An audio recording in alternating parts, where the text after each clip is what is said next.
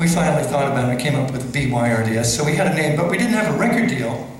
So we went over to audition for this agent in Hollywood named Benny Shapiro. And Benny was a real big guy in Hollywood. He had all these great parties, you know, with valet parking and everything. And we played a few songs for him in his living room. We didn't know it, but he had a 14-year-old daughter upstairs, and she came running down the stairs, all excited. Daddy, Daddy, who's that? She thought the Beatles were in her house. Well, the next day, Miles Davis came over to see Benny because it was his agent. And Benny's telling Miles, you know, a funny thing happened. These kids came over to audition last night, and my daughter flipped out. She thought they were great. And Miles said, well, kids have a way of knowing things like that. So he picked up the phone, he called Columbia Records, and he said, you know that rock band you've been looking for? I think I got them for you. And they signed us on his recommendation.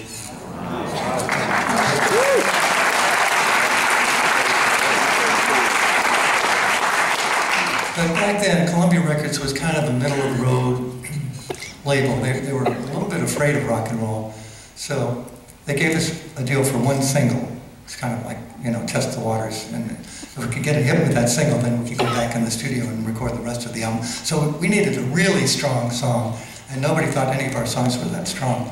But Jim Dixon, our manager, had overheard some producers in Hollywood talking about Bob Dylan and saying, wow, it's a shame Bob's not going to be able to use that song because somebody was singing out of tune on it. It wasn't Bob, it was one of his friends. He didn't use the song for 6 months, and so we got exclusive use of it before he did. And so we had a great song. And when we first heard it, they sent this demo out. It sounded something like this. Well, hey, Mr. Tambourine Man, play a song for me. I'm not sleepy and there's no place I'm going to. Hey, Mr. Tambourine Man, play a song for me. And the jingle jangle morning after Halloween. And David Crosby said, I don't like it, man. He said that folky 2/4 time is never going to play on the radio. Well, he had a point. The radio wasn't playing a lot of folk songs anymore. They were playing the Beatles and the Stones. So I had an idea how to fix that song up for radio. I've been playing around on my Rickenbacker with a little Bach.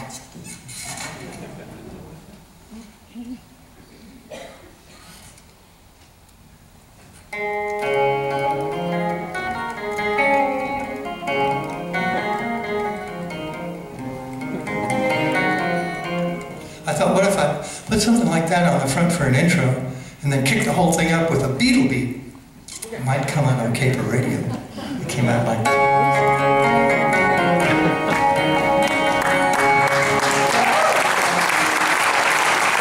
Hey, Mr. Tambourine Man, play a song for me.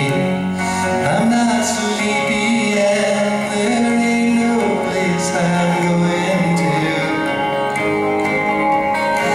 Hey, Mr. Tambourine Man, play a song for me. In the